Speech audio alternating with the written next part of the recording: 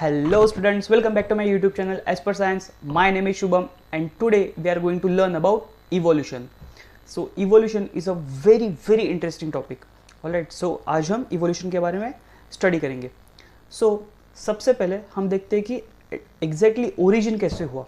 Alright, अर्थ का, ये universe का सारा ओरिजिन कैसे हुआ.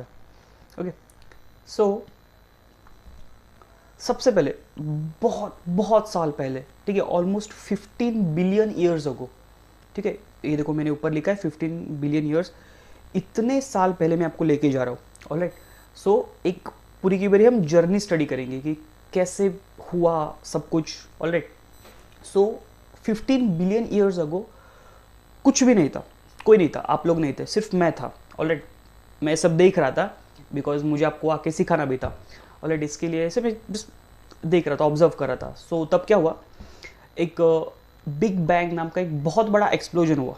ऑलराइट, बहुत बड़ा एक्सप्लोजन हुआ और एक बहुत ज़्यादा अमाउंट में, tremendous amount of energy is formed. बहुत ज़्यादा अमाउंट में एक एनर्जी प्रोड्यूस हुई. एंड वो जैसे ही एक बहुत बड़ा अमाउंट में एनर्जी प्रोड्यूस हुई तो हमारा यूनिवर्स फॉर्म हो गया. एंड वो जो यूनिवर्स है वो एक्सपांड होता जा रहा था. ठीक है, ऐसे बढ़ते जा रहा था, चारों साइड से बढ़ते जा रहा था. ठीक है, एंड वो जो यूनिवर्स है वो आज भी एक्सपांड हो रहा है with the speed of light. Alright, so 15 billion years ago क्या हो गया, एक बिग बैंग नाम का बहुत बड़ा एक्सप्लोजन हुआ. ऑलराइट, देन उसके टाइम के बाद ऑलमोस्ट 4.6 बिलियन ईयर्स अगो, इसके बाद क्या हो गया, हमारा जो अर्थ है उसका फॉर्मेशन हुआ. ऑलराइट, कैसे हुआ मैं आपको बताता हूँ. पहले देखो, जैसे बिग बैंग हुआ, यूनिवर्स वगैरह फॉर्म हुआ, देन जो भी हमारा गैलेक्सी है जिसे हम मिल्की वे कहते हैं वो फॉर्म हुआ. देन जिसका सेंटर था हमारा सन, तो सन हमारे सेंटर में था. देन एक बहुत बड़ा एस्टेरॉयड आके सन पे हिट किया. ऑलराइट, एंड जैसे वो सन पे हिट किया तो जैसे आप अगर किसी बड़े पत्थर को ऐसे दूसरे छोटे पत्थर से हिट करते तो उसके पार्टिकल्स ऐसे बिखरते, तो वैसे इस सन के भी बहुत सारे पार्टिकल्स ऐसे सेपरेट हो गए. वो जो छोटे छोटे पार्टिकल्स सेपरेट हुए सन के, उसमें एक था हमारा अर्थ. कब ये हुआ, 4.6 बिलियन ईयर्स अगो. ठीक है, इतने टाइम पहले सन से अर्थ हमारा सेपरेट हुआ. ठीक है, आपको ये तो पता है कि सन का टेम्परेचर बहुत ज़्यादा होता है, वैसे ही हमारा अर्थ का भी टेम्परेचर बहुत ज़्यादा था. बहुत मतलब बहुत ज़्यादा था, इतना कि वो ऑलमोस्ट लिक्विडिफाइड स्टेज में ही था. ठीक है, सो उस कंडीशन वाले जो अर्थ था 4.6 बिलियन ईयर्स अगो वाला जो भी अर्थ था, उसे हम कहते हैं नेब्यूलस. ठीक है, आपको याद रहता है तो अच्छा ही है, बट आपको याद नहीं रखना. जिसको हम क्या कहते थे, नेब्यूलस कहते थे. ऑलराइट, सो बहुत एकदम गर्म था वो, ऐसे गोला था आग का. ठीक है, एंड वो जो था वो एक कंप्लीट ऐसे एक लिक्विड टाइप स्ट्रक्चर था. ठीक है, जैसे कि आपने वॉल्केनिक इरप्शन देखा होगा, तो जो वॉल्केनिक इरप्शन में निकलता है लावा, वो कैसे होता है, वैसे हमारा पूरा का पूरा अर्थ था. ठीक है, एंड उस अर्थ में जो भी हेवी मेटल्स थे, जैसे कि आयरन हो गया, निकेल हो गया, वो सारे के सारे सिंक हो गए. ठीक है, यानी कि वो नीचे चले गए. कहाँ चले गए, तो कोर में चले गए. इसके लिए आज भी हमारे अर्थ का जो कोर रीजन है उसका टेम्परेचर बहुत ज़्यादा है, बहुत ज़्यादा. ठीक है, वो तब से गर्म ही है, वो अभी भी उसका जो टेम्परेचर है वो ज़्यादा ही है. ऑलराइट, सो क्या क्या कोर में चला गया, मेजरली आयरन एंड निकेल, जिनका डेंसिटी बहुत ज़्यादा था, वो सिंक हो गए. ऑलराइट, सो ऐसे हमारा अर्थ जो है वो जो पहले बहुत बहुत ज़्यादा हाई टेम्परेचर पे था, जैसे ही वो सन से दूर चला गया तो ऑब्वियसली सन से कांटेक्ट टूट गया उसका, तो जैसे ही दूर चला गया तो उसका टेम्परेचर भी सन के कंपैरिजन में थोड़ा कम होते गया. ठीक है, जो पहले टेम्परेचर ज़्यादा था वो थोड़ा थोड़े कम हो गया. किसका टेम्परेचर, अर्थ का टेम्परेचर. ऑलराइट, सो जैसे कम हो गया तो वैसे जैसे जैसे कम होते गया तो जो पहले एकदम हॉट कंडीशन था, सारे के सारे एलिमेंट्स सिर्फ प्रेजेंट थे ऐसे. ठीक है, वो गर्मी की वजह से स्टीम फॉर्म में प्रेजेंट थे. ऑलराइट, अगर आप पानी को थोड़ा भी गर्म करते तो वो स्टीम में कन्वर्ट हो जाता है. इसके लिए जो भी सारे के सारे एलिमेंट्स थे वो सारे के सारे स्टीम फॉर्म में कुछ बन गए. एलिमेंट जो भी स्टीम बना सकते थे वो स्टीम फॉर्म में चले गए. देन जैसे टेम्परेचर कम होते गया तो कुछ क्लाउड्स भी बन गए. देन क्लाउड की वजह से कुछ थंडरिंग होने लगी. देन और भी टेम्परेचर कम हो गया, जिसकी वजह से कुछ स्टीम वाटर में कन्वर्ट हो गया. ठीक है, एंड रेनिंग स्टार्ट हो गया, बारिश गिरने लगी.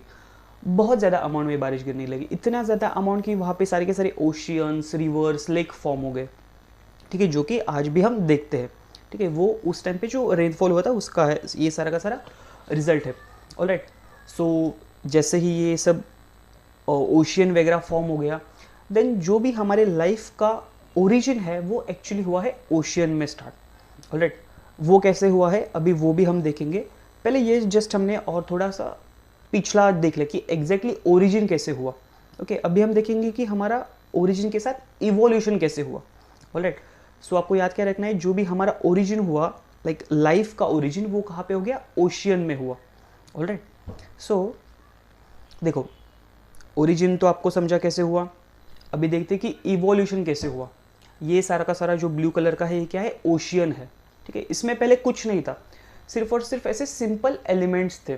ठीक है, कैसे एलिमेंट्स थे, जैसे कि हो गया आपका हाइड्रोजन, कार्बन, ऑक्सीजन, नाइट्रोजन, ये जस्ट ऐसे सारे के सारे एलिमेंट्स प्रेजेंट है, कुछ लाइफ नहीं थी, जस्ट एलिमेंट्स प्रेजेंट है।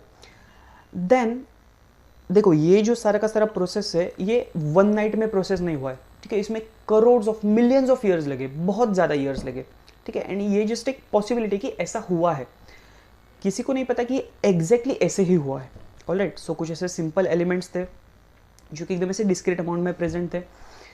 देन उसमें थोड़ा थोड़ा कॉम्प्लेक्सिटी बढ़ते गए, यानी कि कुछ देखो ऐसे दो, एक यहाँ पे देखो हाइड्रोजन घूम रहा है, यहाँ पे ऐसे ऑक्सीजन थे, दोनों साथ में आ गए एंड वाटर बन गया, ऐसे हो सकता है। या फिर कुछ ऐसे देखो यहाँ पे कार्बन है, यहाँ पे ऐसे हाइड्रोजन घूम रहे हैं, दोनों साथ में आके मीथेन बन गए। ठीक है, या फिर नाइट्रोजन है, हाइड्रोजन है, दोनों साथ में आके अमोनिया बन गया। सो ऐसे क्या हो गया, जो भी सिंपल एलिमेंट्स थे वो साथ में कंबाइन हो गए एंड क्या बन गया हमारा, या तो ऑर्गेनिक एंड इनऑर्गेनिक कंपाउंड्स बन गए। ठीक है, जो कि सिंपल एलिमेंट्स थे वो कंबाइन होके क्या बन गए, ऑर्गेनिक एंड इनऑर्गेनिक कंपाउंड्स बन गए। अगेन ये सब हो रहा है ओशियन में ही। ठीक है, देन इसमें और थोड़ा कॉम्प्लेक्सिटी बढ़ते गया। ठीक है, ऐसे ऑर्गेनिक इनऑर्गेनिक मॉलिक्यूल साथ में आ गए, इसमें भी बहुत सारे कॉम्बिनेशन वगैरह होने लगे एंड ऐसे कॉम्बिनेशन होते होते क्या बन गया हमारा, प्रोटीन्स एंड न्यूक्लिक एसिड्स बन गए। ठीक है, क्या बन गया हमारा, प्रोटीन्स एंड न्यूक्लिक एसिड बन गया। देन इसमें क्या हुआ, ये एक जो नेचुरल सिलेक्शन लिखा है ना, ये बहुत इंपॉर्टेंट टर्म है, नेचुरल सिलेक्शन। ठीक है, यानी क्या, जो भी एक यूजफुल है वही सिलेक्ट करेगा नेचर।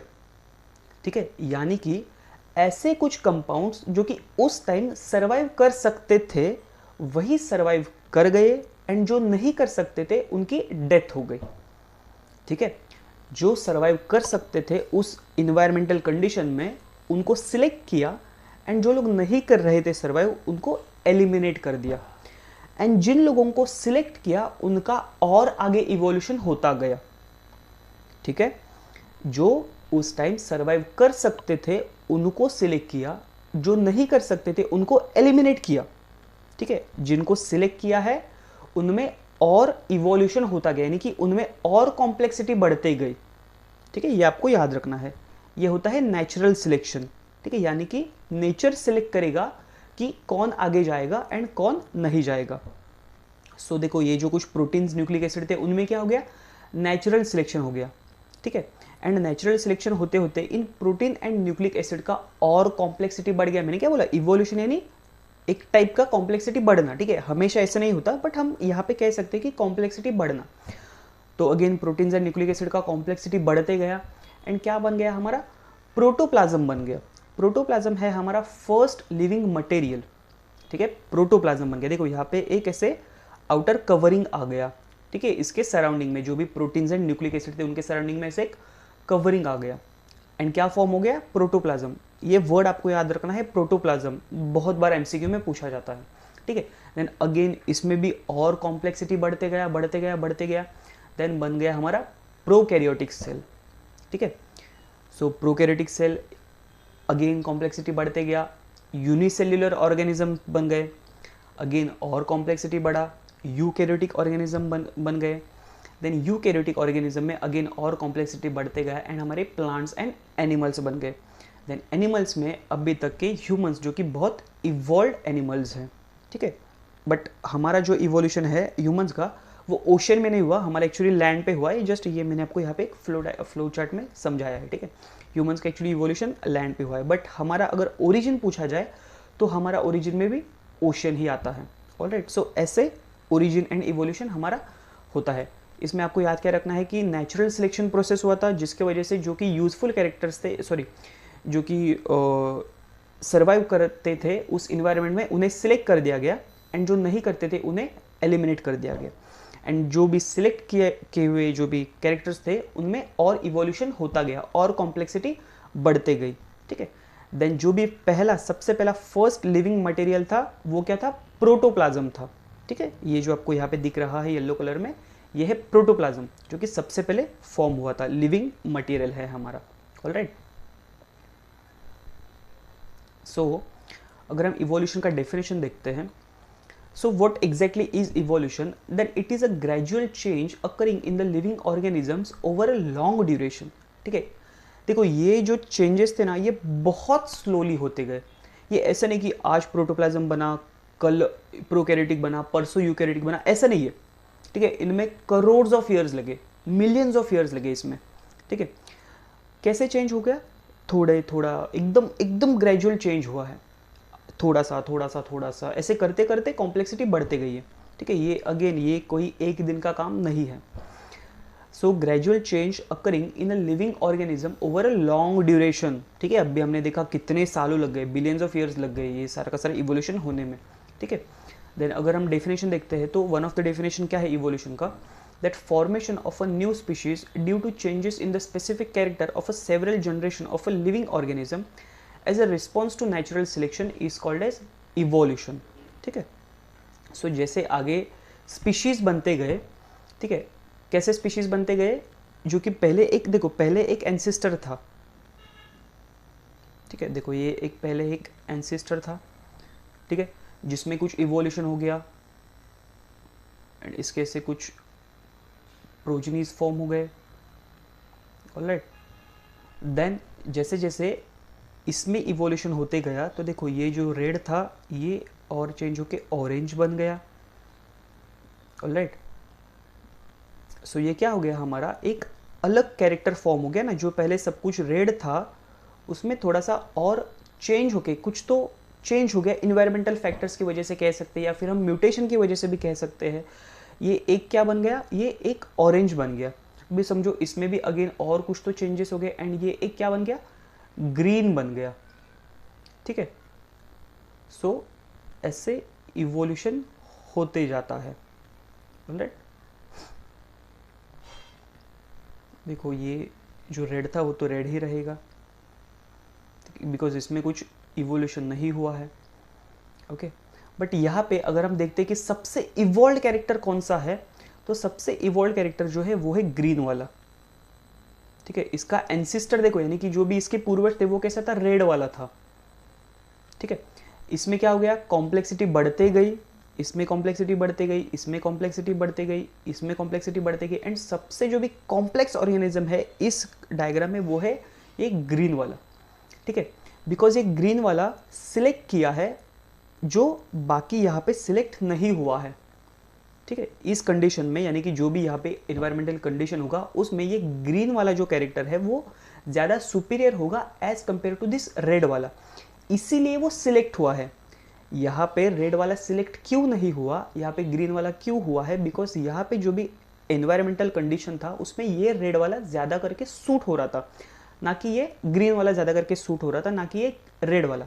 इसके लिए रेड वाले में थोड़े बहुत और नेचर ने रेड वाले में मॉडिफिकेशन किया, उसका ऑरेंज बनाया, बट नेचर में और ज़्यादा चेंजेस होने लगे, इसके लिए इस ऑरेंज का वो ग्रीन बनाया बिकॉज ग्रीन वाला ज़्यादा सूटेबल था, ठीक है। ऐसे नेचुरल सिलेक्शन होते जाता है।